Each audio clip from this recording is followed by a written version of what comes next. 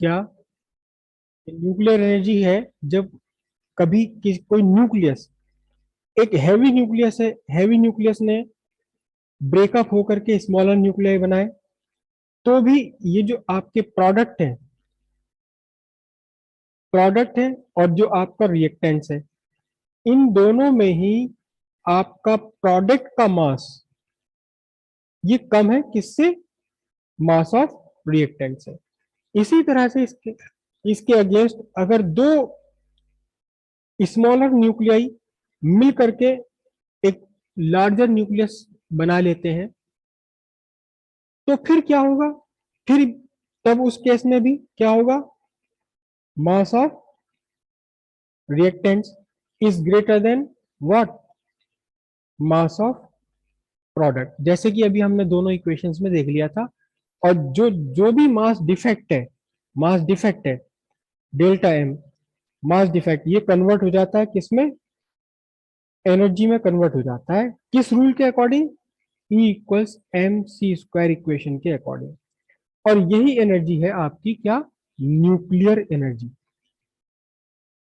यही है क्या? Nuclear energy. तो न्यूक्लियर एनर्जी लेने के लिए, न्यूक्लियर एनर्जी बनाने के लिए आपके पास दो चॉइसेस है। या तो आप स्मॉलर न्यूक्लियाई को हैवी न्यूक्लियस में कंबाइन कर दें, या फिर किसी एक लार्ज न्यूक्लियस को ब्रेकअप करके स्मॉलर न्यूक्लियाई बना लें। दोनों ही केस में एनर्जी इवॉल्व हो जाएगी। तो न्यूक्लियर फ्यूजन रिएक्शन, जब न्यूक्लियर फ्यूजन रिएक्शन हम कहते हैं, तो हमारे पास अब तक सिर्फ एक ही ऑप्शन है, केवल एक ही ऑप्शन है। क्या? कि हैवी हाइड्रोजन को कंबाइन करके किसमें बना दो? हीलियम में कन्वर्ट कर दीजिए। लेकिन हैवी हाइड्रोजन को आपस में, किसी भी दो न्यूक्लियस को आपस में कंबाइन करना आसान नहीं है। रीजन क्या है? रीजन ये आपका हाइड्रोजन, बल्कि मैं हाइड्रोजन को भी ऐसे ना बना करके कि इसमें दो ही न्यूक्लियन है आपके, एक प्रोटॉन है आपके पास न्यूक्लियन के फॉर्म में, एक प्रोटॉन है, और एक क्या है? एक आपका न्यूट्रॉन है। बस एक प्रोटॉन और एक न्यूट्रॉन, ये दोनों मिलकर के क्या बन गया? Nucleus of heavy hydrogen. ऐसे ये भी है, ये एक न्यूट्रॉन है यहाँ, और दूसरा क्या है? दूसरा एक प्रोटॉन है। और इसी तरह हीलियम में क्या बना? हीलियम में दो आपके प्रोटॉन्स है, दो प्रोटॉन है, न्यूट्रॉन है, न्यूट्रॉन न्यूट्रॉन, और साथ में क्या है यहाँ? दो प्रोटॉन है। बस ये जो एक बंच बन गया, गुच्छा बन गया चार न्यूक्लियॉन्स का, यही आपका क्या है? यही आपका हीलियम का न्यूक्लियस है। ये रिएक्शन हुआ। तो अब इन दोनों को आपस में कंबाइन करने में एक बहुत बड़ी प्रॉब्लम है, बहुत बड़ी समस्या है। क्या समस्या है? कि इन दोनों के बीच में जबरदस्त इलेक्ट्रोस्टैटिक फोर्स ऑफ रिपल्शन है, because both the nuclei are positively charge. दोनों में प्रोटॉन प्रोटॉन है, दोनों ही पॉजिटिवली चार्ज है। इनको एक दूसरे के साथ मिला पाना बहुत ही मुश्किल काम है। जैसे जैसे आप इन दोनों को पास लेकर आएंगे, वैसे वैसे क्या होगा? इनके बीच में इलेक्ट्रोस्टैटिक फोर्स ऑफ रिपल्शन बढ़ती चली जाएगी। लेकिन अगर किसी तरह से, सॉरी मैंने थोड़ा डिस्टेंस बनाना चाहिए था, ये रिपल्शन बहुत जबरदस्त रिपल्शन है, electrostatic repulsion, because both the nucleus are positively charge. लेकिन अगर आप किसी तरह से इनका डिस्टेंस, इन दोनों के बीच का डिस्टेंस कर दें इतना कम कि अब ये जो इनके सेंटर्स का डिस्टेंस है, ये इनके बीच का फिजिकल डिस्टेंस है, ये डिस्टेंस ऑफ द ऑर्डर बन जाए किसका? Few Fermi. तो फिर क्या होगा इस कंडीशन में? जो आपकी न्यूक्लियर फोर्स ऑफ अट्रैक्शन, ये ओवरकम कर जाएगी। ये ओवरकम कर जाएगी, किसे ओवरकम कर जाएगी? Electrostatic force of repulsion. Electrostatic force of repulsion को ये ओवरकम कर जाएगी। और एक बार जहां न्यूक्लियर फोर्स इफेक्टिव हुई, फिर तो दोनों आपस में मिलकर के क्या बना लेंगे? हैवी न्यूक्लियस बना लेंगे। एक ही बन जाएंगे, फिर ये एक ही न्यूक्लियस हो जाएगा। तो ये कैसे पॉसिबल हो सकता है कि इनके बीच में इतना जबरदस्त इलेक्ट्रोस्टैटिक रिपल्शन है पास आने पर कि हम इन्हें कम नॉर्मली इन्हें कंबाइन नहीं कर सकते। लेकिन एक तरीका हो सकता है। क्या तरीका हो सकता है? अगर दो न्यूक्लियॉन्स, दो न्यूक्लियाई, किस किस के न्यूक्लियाई, किस किस के न्यूक्लियाई, 1H2 और 1H2, अगर ये दोनों एक दूसरे की तरफ बहुत लार्ज काइनेटिक एनर्जी के साथ आ रहे हो, देखिए पहले भी हमने ये बात पढ़ी हुई है, पहले भी हमने ये बात समझी है कि क्या ये दो न्यूक्लियॉन है, ये दो न्यूक्लियॉन है या दो पॉजिटिव चार्ज पार्टिकल है, जैसे जैसे पास आते रहेंगे वैसे वैसे इनके बीच में इलेक्ट्रोस्टैटिक फोर्स ऑफ रिपल्शन बढ़ता चला जाएगा। लेकिन अगर इनकी काइनेटिक, अच्छा, रिपल्शन बढ़ने से क्या होगा, एक दूसरे के पास आ रहे हैं, इनमें काइनेटिक एनर्जी है, काइनेटिक एनर्जी का कन्वर्जन हो रहा है पोटेंशियल पोटेंशियल पोटेंशियल पोटेंशियल में, और एक सर्टेन डिस्टेंस पर आकर जहां सारी काइनेटिक एनर्जी पोटेंशियल एनर्जी में कन्वर्ट हो गई, वहां से अब ये रिपल्शन शुरू हो जाएगा इनके बीच में, इलेक्ट्रोस्टैटिक फोर्स ऑफ रिपल्शन के, रिपल्शन ओवरकम कर जाएगा। तो अगर इनकी काइनेटिक एनर्जी इतनी ज्यादा आप बढ़ा दें कि क्या, कि इन दोनों के बीच में फ्यू फर्मी डिस्टेंस होने तक भी इनकी काइनेटिक एनर्जी खत्म ना हो और ये एक दूसरे को पास आ जाए, कितने पास आ जाए, फ्यू फर्मी की डिस्टेंस पर आ जाए, तो अब क्या होगा, अब force of electrostatic force of repulsion को ओवरकम कर लेगा कौन, न्यूक्लियर फोर्स ऑफ अट्रैक्शन, और फिर ये आपस में कंबाइन हो जाएंगे। तो इनकी काइनेटिक एनर्जी जबरदस्त होनी चाहिए, बहुत भयंकर इनकी काइनेटिक एनर्जी होनी चाहिए, ताकि फ्यू फर्मी डिस्टेंस तक आने पर भी इनकी काइनेटिक एनर्जी जीरो ना हो पाए और ये electrostatic force of repulsion overcome हो जाए, किससे, न्यूक्लियर फोर्स ऑफ अट्रैक्शन से। अब काइनेटिक एनर्जी बढ़ाने का क्या तरीका होता है, आप सब अच्छी तरह जानते हैं कि आप सब अच्छी तरह जानते हैं क्या, काइनेटिक थ्योरी ऑफ गैसेस में आपने पढ़ा था, वो सभी के लिए एप्लीकेबल होती है। काइनेटिक एनर्जी ऑफ मॉलिक्यूल और पार्टिकल और anything directly proportional to what, temperature. तो सीधी सीधी बात है कि एक तो फर्स्ट रिक्वायरमेंट हो गई, फर्स्ट रिक्वायरमेंट हो गई हाई टेम्परेचर, हाई टेम्परेचर किस लिए, to increase kinetic energy, kinetic energy जबरदस्त करने के लिए हमें हाई टेम्परेचर चाहिए। आप जानते हैं कितना टेम्परेचर चाहिए, एब्सोल्युटली वेरी हाई पोटेंशियल, कितना, लिख लेते हैं। जो काइनेटिक एनर्जी है, ये काइनेटिक एनर्जी होनी चाहिए अप्रोक्सीमेटली 0.4 मिलियन इलेक्ट्रॉन वोल्ट की, दोनों की ही काइनेटिक एनर्जी होनी चाहिए। और ये पता कितने टेम्परेचर पर होती है, एट अबाउट 10⁸ कोई छोटा मोटा टेम्परेचर नहीं है ये, 10⁸ kelvin, 100 million kelvin, 100 million kelvin, extremely large temperature है। और इतना लार्ज टेम्परेचर अभी तक हम सस्टेन नहीं कर पाए, कर क्रिएट कर लेते हैं लेकिन सस्टेन नहीं रख पाते इसको। इतना हाई टेम्परेचर क्रिएट तो हो गया है, न्यूक्लियर फ्यूजन रिएक्शन में क्रिएट हो जाता है, लेकिन उसे हम मेंटेन नहीं रख सकते। जैसे मेंटेन का मतलब समझ रहे हैं आप, मेंटेन, क्रिएट का मतलब है एक इंस्टेंट के लिए वो क्रिएट किया और फिर वो नीचे चला गया। मेंटेन का मतलब आपने गैस के ऊपर अपना प्रेशर कुकर रख दिया, उसका टेम्परेचर 120 डिग्री सेल्सियस है, 1 घंटे तक 120 डिग्री सेल्सियस ही बना हुआ। क्यों बना हुआ है, क्योंकि जितनी हीट डेसिपेट हो रही है कुकर से बाहर की तरफ को, वो सारी हीट, उतनी हीट आप क्या दे रहे हैं, नीचे बर्नर से दे रहे हैं, तो वो टेम्परेचर मेंटेन है। तो इतना 10⁸ के आसपास का टेम्परेचर बना तो सकते हैं न्यूक्लियर फ्यूजन रिएक्शन से, लेकिन वो मेंटेन नहीं रह पाता। तो एनीवे पहली रिक्वायरमेंट क्या है, पहली रिक्वायरमेंट तो ये है कि बहुत एक्सट्रीमली लार्ज टेम्परेचर चाहिए। दूसरी रिक्वायरमेंट एक और है कि न्यूक्लियर फ्यूजन रिएक्शन के लिए क्या होना चाहिए, कि इनके कोलिजन्स बढ़ जाने चाहिए। ऐसा ना हो कि हमने टेम्परेचर बढ़ा दिया लेकिन ये न्यूक्लियस, ये एटम्स इतने दूर दूर है कि आपस में एक दूसरे को कोलाइड ही नहीं कर पा रहे, एक दूसरे से बच के निकल जा रहे हैं। ठीक है, टेम्परेचर बढ़ा दिया, काइनेटिक एनर्जी बढ़ गई, सब कुछ हो गया, लेकिन नंबर ऑफ कोलिजन्स भी तो बढ़ने चाहिए, प्रोबेबिलिटी ऑफ कोलिजन्स बढ़नी चाहिए। तो सेकंड रिक्वायरमेंट क्या है, सेकंड रिक्वायरमेंट क्या है, प्रोबेबिलिटी ऑफ कोलिजन्स बहुत ज्यादा होनी चाहिए, मतलब अक्सर ये आपस में टकरा जाए। और ऐसा भी नहीं है, देखो 10⁸ केल्विन पर पहुंचकर भी जरूरी नहीं है कि दो न्यूक्लियॉन्स, दो हैवी हाइड्रोजन के न्यूक्लियस आपस में टकराएंगे तो कंबाइन ही हो जाएंगे, नेसेसरीली नहीं हो पाएंगे, लेकिन टकराएंगे तो कंबाइन होने के चांस अब बढ़ जाएंगे। तो पहले हम टकराने के चांस भी तो बढ़ाएं। तो टकराने के जो चांसेस हैं उसके लिए हमें क्या करना पड़ेगा कि न्यूक्लियस न्यूक्लियस बहुत पास पास हो।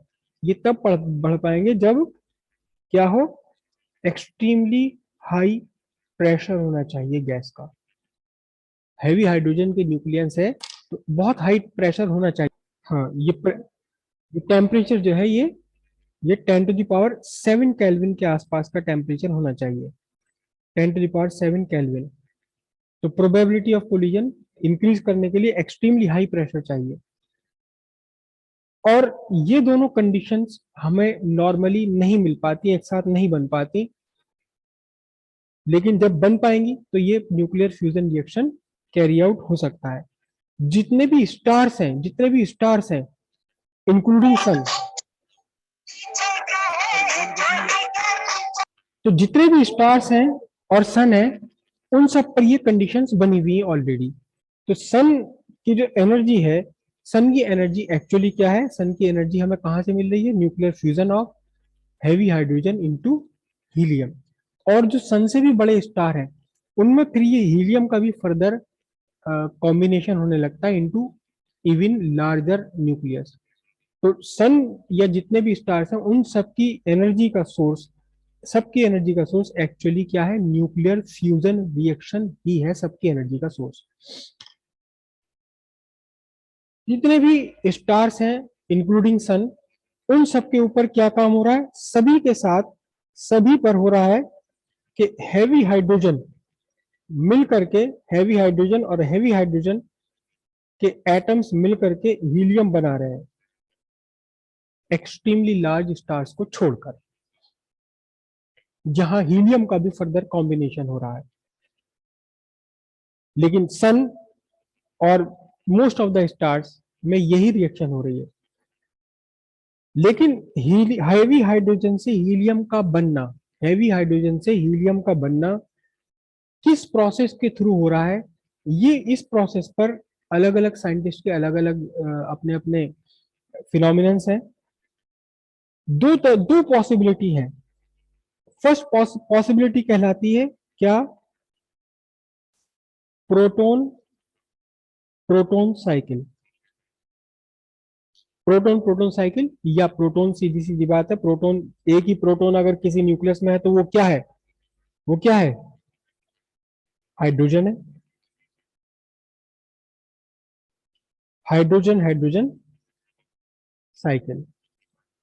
और ये साइकिल कैसे कैरी आउट होती है, कैसे एग्जीक्यूट होती है ये साइकिल, ये साइकिल एग्जीक्यूट होती है ऐसे कि 1H1 एक प्रोटियम, 1H1 एक प्रोटियम, यानी सिंपली प्रोटोन प्रोटोन मिल करके पहले बनाते हैं 1H2 हैवी हाइड्रोजन, साथ में इवॉल्व हो जाता है एक पॉजिट्रॉन, और एनर्जी इवॉल्व होती है 0.4 मिलियन इलेक्ट्रॉन वोल्ट की। फिर उसके बाद ये जो हैवी हाइड्रोजन का न्यूक्लियस बनता है ये फर्दर रिएक्ट करता है एक और प्रोटोन के साथ में, और अब बन जाता है क्या, अब बन जाता है एक आइसोटोप, हीलियम का आइसोटोप जिसमें 3 न्यूक्लियॉन्स है। देखिए क्योंकि एटॉमिक नंबर 2 हो गया तो इसलिए अब ये हीलियम है, लेकिन इसमें न्यूक्लियॉन्स हैं 3, साथ में एनर्जी इवॉल्व होती है 5.5 मिलियन इलेक्ट्रॉन वोल्ट की। उसके बाद जो ये बना है न्यूक्लियस ये फर्दर रिएक्शन करता है किसके साथ में, एक प्रोटॉन के साथ में, नहीं sorry sorry, 2He4 2He4 2He3 sorry 2He3 2He3 आपस में दो न्यूक्लियन मिलते हैं, एक स्टेबल न्यूक्लियस बन जाता है 2He4 का, प्लस दो बन जाते हैं प्रोटॉन्स 1H1, और साथ में एनर्जी इवॉल्व होती है 12.9 मिलियन इलेक्ट्रॉन वोल्ट। और सारी की सारी रिएक्शन को अगर हम ऐड अप कर दें, इस रिएक्शन को 2 से मल्टीप्लाई करें इन दोनों रिएक्शंस को, फिर इसके साथ में ऐड कर दें, तो फिर अल्टीमेट रिएक्शन क्या बन जाती है, ये 2He3 खत्म हो जाएंगे, क्या बन जाएगी, 4 of 1H1 combine to form 2He4। यहाँ 2 से मल्टीप्लाई करूंगा तो बन जाएंगे ट्वाइस ऑफ पॉजिट्रॉन। ये इलेक्ट्रॉन जैसा स्ट्रक्चर है लेकिन इस पर चार्ज है पॉजिटिव, और प्लस बन जाएगा 24.7 मिलियन इलेक्ट्रॉन वोल्ट की एनर्जी। ये रिएक्शन अल्टीमेटली हो सकता है सन पर या स्टार्स पर ये रिएक्शन हो रही हो सकता है, जरूरी नहीं कि यही रिएक्शन हो रही हो। इस पूरी रिएक्शन में अल्टीमेटली हाइड्रोजन एटम्स मिल करके हीलियम एटम्स में कन्वर्ट हो रहे हैं और साथ में पॉजिट्रॉन बन रहे हैं। कुछ साइंटिस्ट कहते हैं कि ये रिएक्शन नहीं हो रही, ये रिएक्शन पॉसिबल नहीं है, क्योंकि इस रिएक्शन के लिए तो बहुत ही तकड़ी काइनेटिक एनर्जी चाहिए इस हाइड्रोजन एटम, हाइड्रोजन न्यूक्लियस में। तो दूसरी पॉसिबिलिटी क्या है, दूसरी पॉसिबिलिटी है जिसे कहा जाता है nitrogen carbon cycle, carbon nitrogen cycle.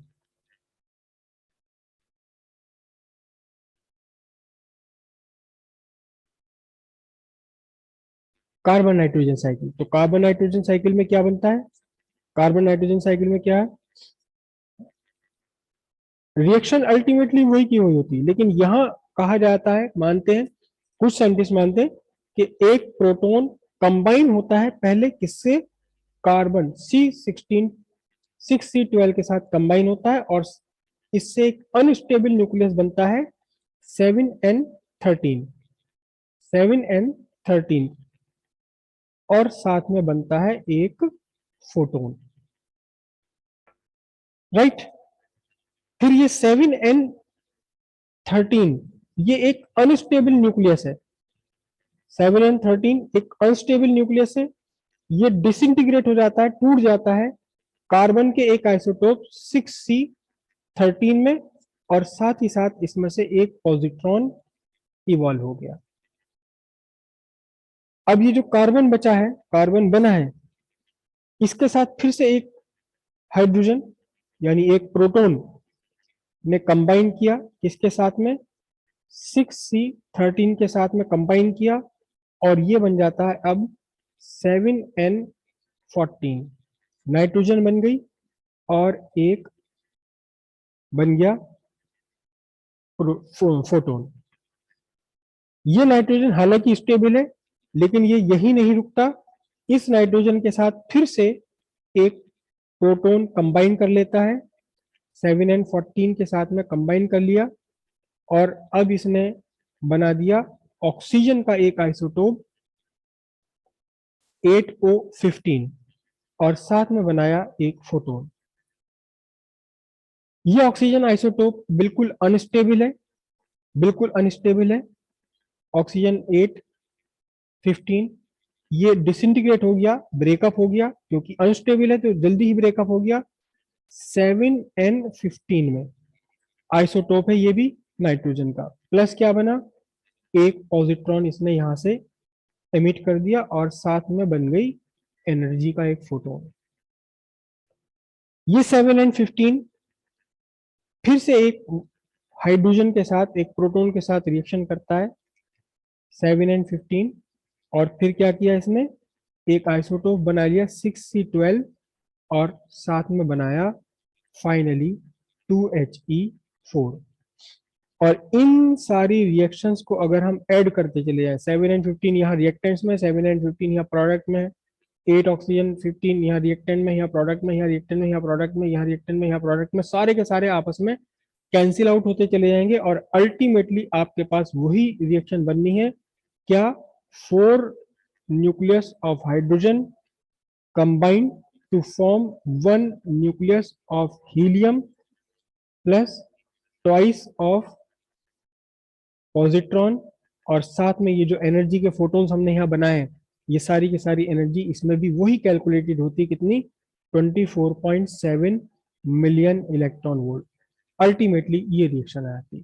तो दोनों ही रिएक्शन आपको लर्न होनी चाहिए, लिखने के लिए आ सकती है एग्जाम में, प्रोटॉन प्रोटॉन साइकिल भी और proton sorry carbon nitrogen cycle भी। ये कार्बन नाइट्रोजन साइकिल है क्योंकि इसमें कार्बन और नाइट्रोजन का इन्वॉल्वमेंट है, यह प्रोटॉन प्रोटॉन साइकिल है, क्यों? क्योंकि यहाँ किसी और का इन्वॉल्वमेंट है ही नहीं, केवल प्रोटॉन प्रोटॉन ही आपस में रिएक्शन कर रहे हैं।